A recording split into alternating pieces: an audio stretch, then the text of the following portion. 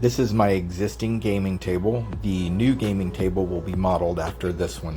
This one's made of red oak with stain on it. The new table will be made of cherry. Has a removable top. The leaves here have magnets that kind of hold them together with like a mortise and tenon type joint to slot together. Also has an accessory rail with cup holders. The new table will also have this. You can pause this to look at some of the measurements here if you'd like. Here is all the cherry that I bought from Dallas Hardwood Lumber Company. So the first thing I have to do is put a straight edge on them. I cut all the boards to 5 inches and 6 inches in width.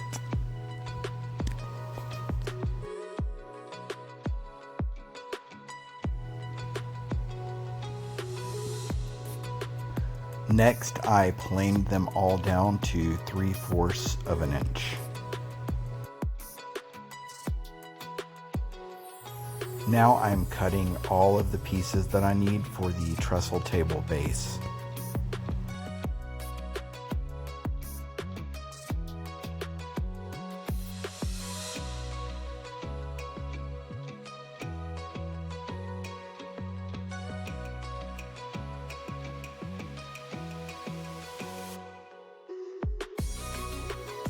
I need 16 of these small pieces to be exact, so I'm using a stop block.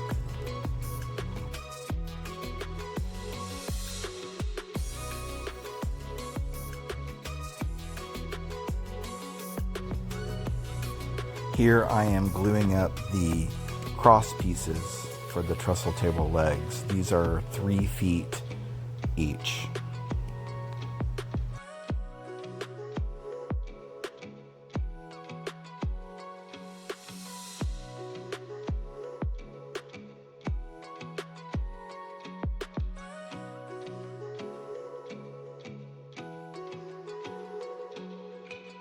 These pieces are going to help form the uprights for the legs. And here I am gluing the uprights together.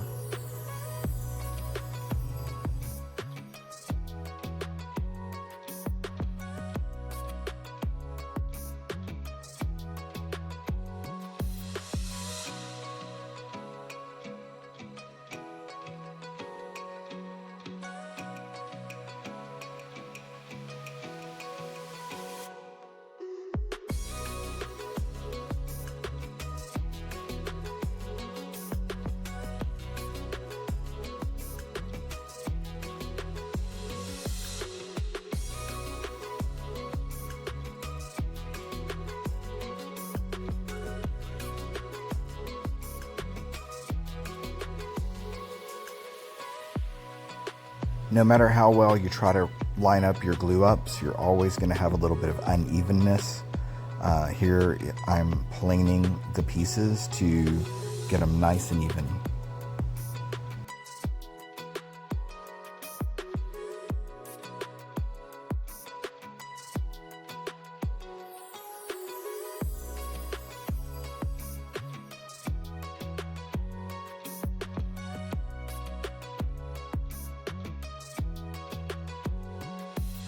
These pieces will form the cross bracing of the trestle table legs. So here I am measuring out the 45s that I'm going to cut in them.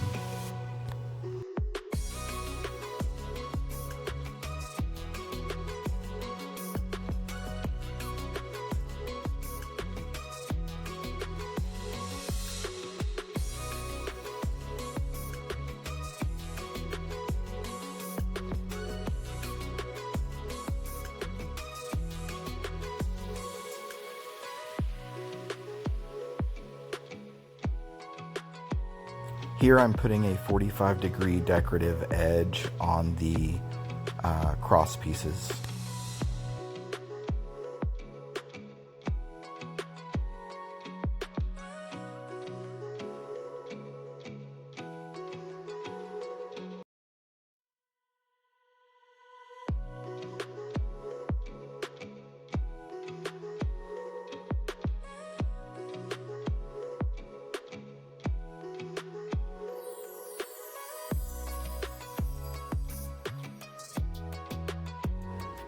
Next, I'm gluing up the crossbeam. I was running low on cherry, so I had to get a little bit creative on how I built this.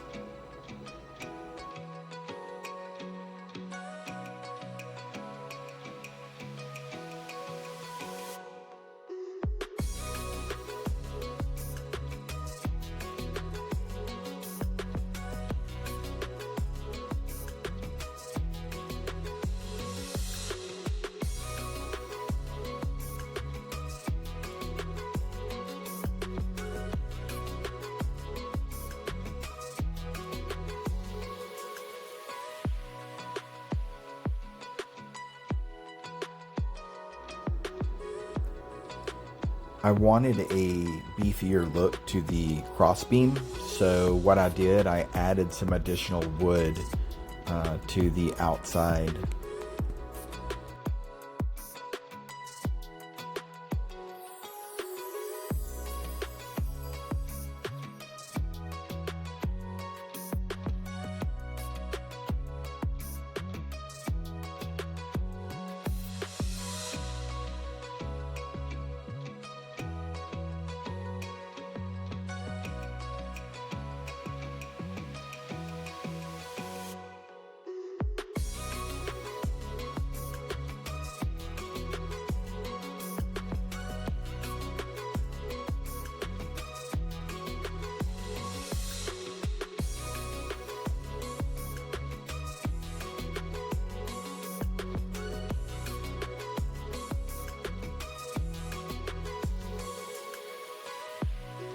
Next, I cut the wood for the aprons.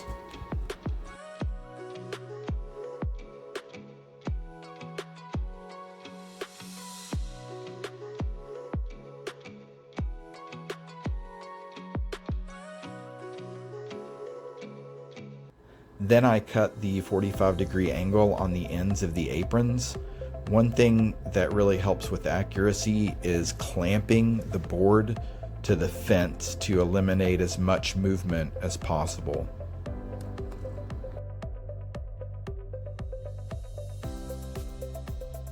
After I cut the angles on the aprons, I then decided I actually wanted to add some walnut accents to the aprons.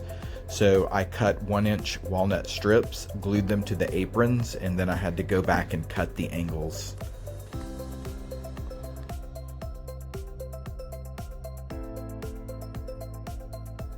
Here I'm gluing the walnut accent strips to the bottom of the aprons.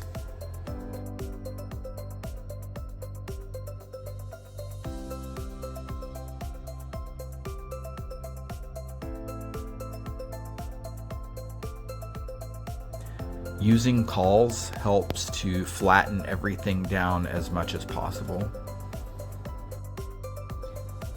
Here I am putting a 1/4 inch roundover on all of these pieces.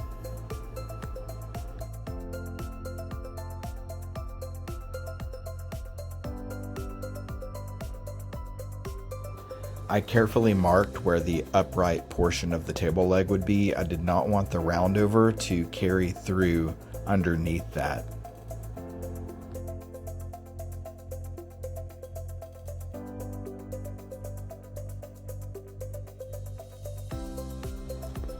Then I used a 3/4 inch roundover bit on the remaining table components.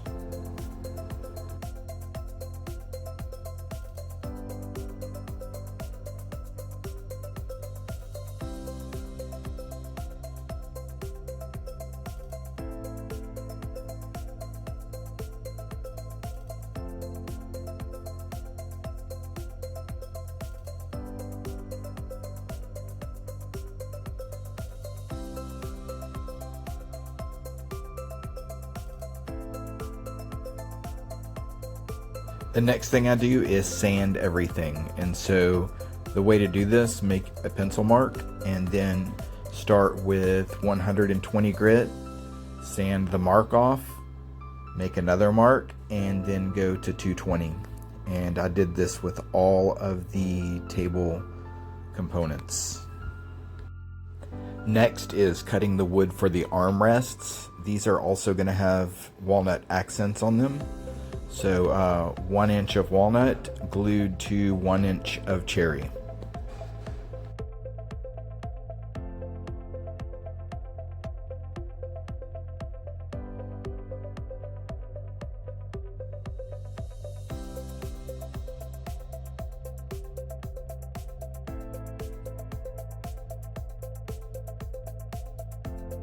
More sanding.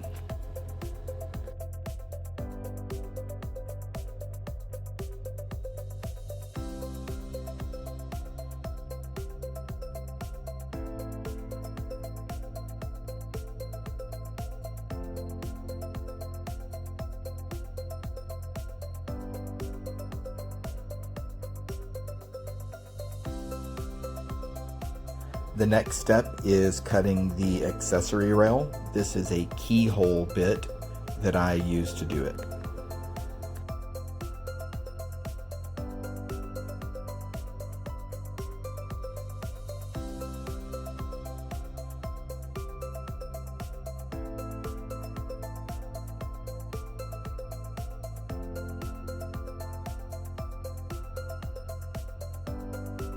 Placing a piece of wood on either side of the board that you are routing helps to support your router.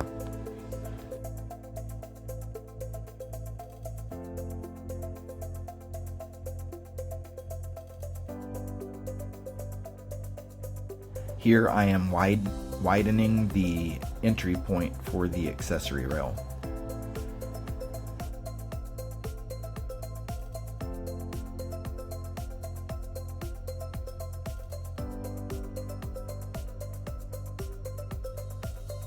Again, placing another board at the end of your piece helps support your router.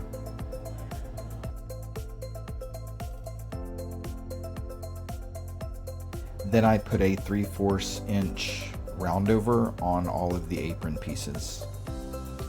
Next is sanding.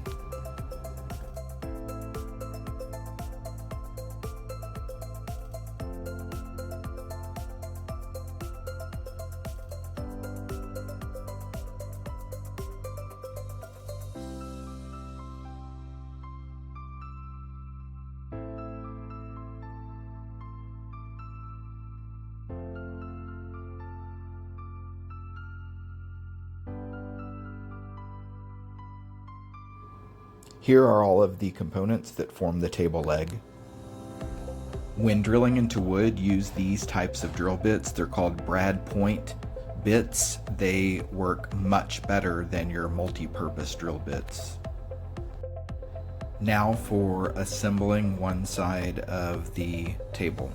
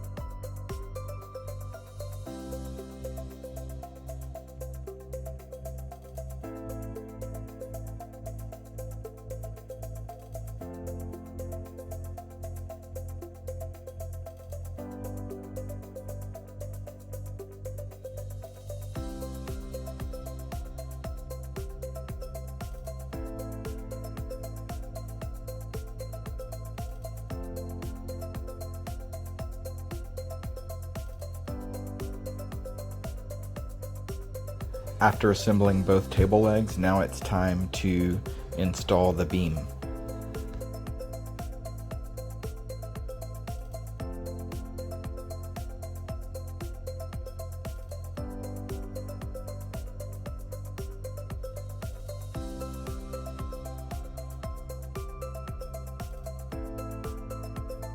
I'm staying away from the far edge with the glue because I'm trying to avoid as much squeeze out as possible.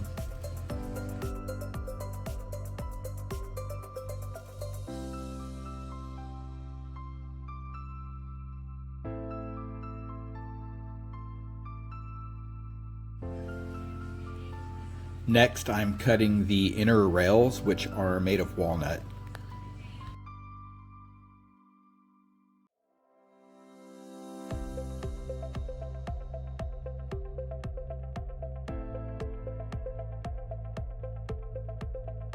And now I am gluing up the inner rails.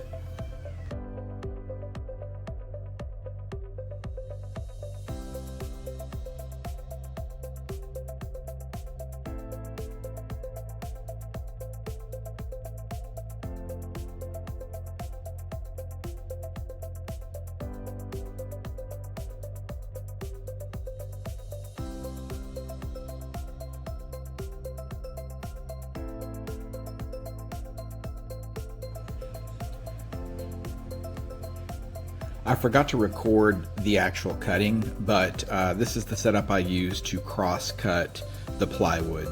It doesn't work quite as well as a track saw, but it does get the job done. I drug my daughter out of bed in the morning to help me cut this sheet of plywood. It really helps having a second set of hands when doing this. I'm cutting plywood and I'm cutting cherry veneer. And now we are gluing the sheet of cherry veneer onto the maple plywood.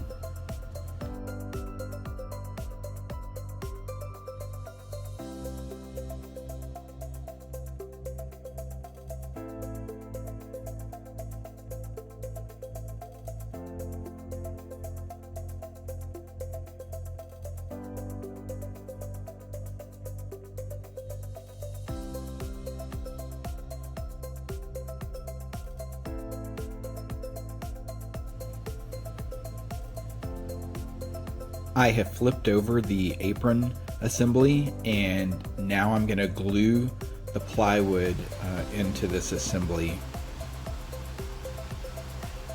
You can add cauls to this glue up to make sure everything stays really flat. Also, elevating the aprons, make sure you can get your clamps underneath it. I've glued some ledger boards also underneath the plywood just to keep everything secure.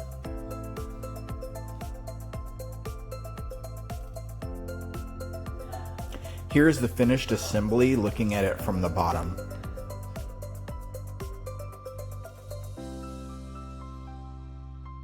Here I have flipped it over, and the only thing left to add are the armrests. Before adding the armrests though, I am going to install these inserts so that I can bolt the top to the base. First, I find the center point of my table leg, and I run it up, and I use tape, and then I mark, continue that center point, continue it down, and then across, and then I mark 3 marks where I'm going to drill.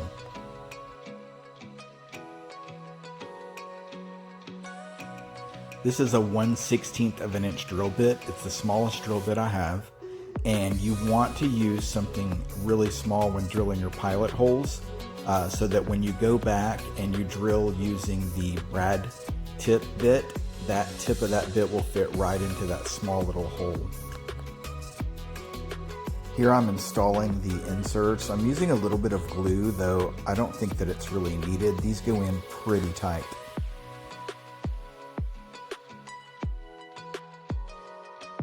The table saw blade is just barely sticking out, and if you run your board angled against it, it creates a decorative edge on the wood.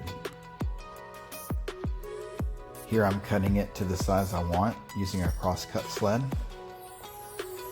Then I'm gluing it to the trestle table base just as a decorative touch.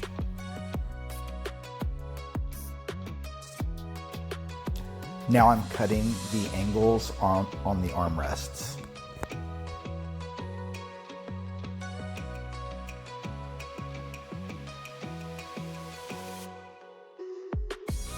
There were some blade marks on the insides of these armrests. They would be visible, so I'm using a number 4 plane to take those off.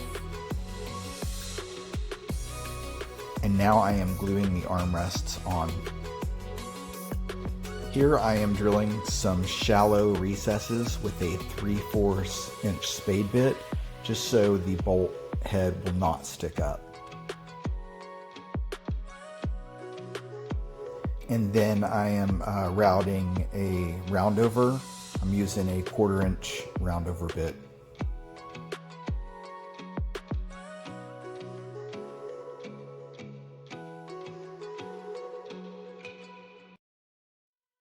Here's the completed top. The next step is adding a finish.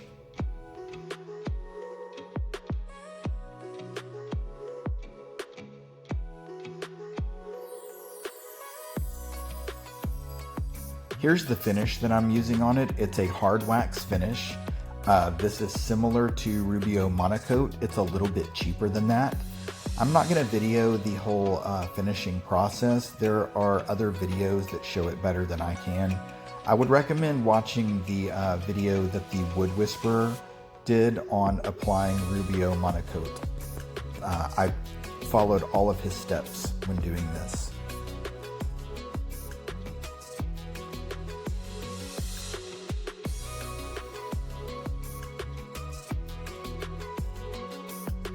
Here is the top after the finish has been applied.